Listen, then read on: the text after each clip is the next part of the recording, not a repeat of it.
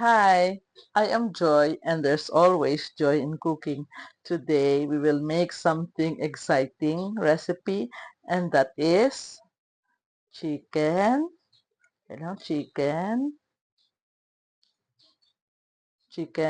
marinated chicken, binakol. I do not know. We will try to have a different twist of our chicken binakol. We will cook it here in our kulon or earthen pot, and then we will put saging.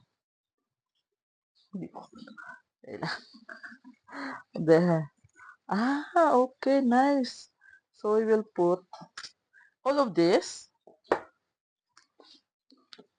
Yeah, just, okay. Ay, hala, nakalagisi.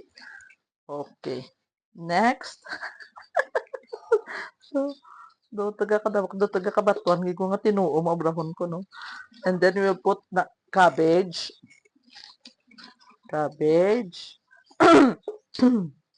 Wala doon nagutok na nihaw. And then, apples. Wala siya bala water. It will just, and then some carrots. And then some luya. And then some onions. Sliced onions. Dason, butang ng manok. Igo ayan. Karang our manok, I will put some lemongrass inside. And then, I will put this on top. Ay, by the way, there's no need to salt this because the manok has been salted while marinating it.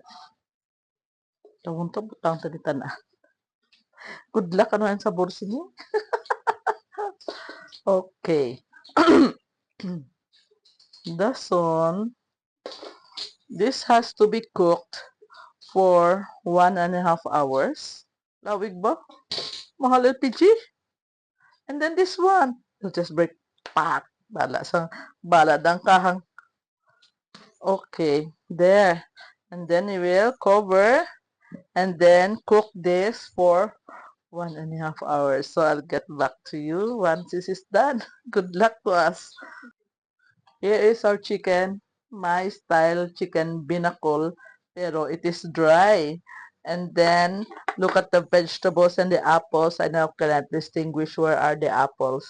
This is the cabbage, carrots, pepper, onions, and the tanglad. So, it is a moot. So, kaunta everyone. Thanks for watching.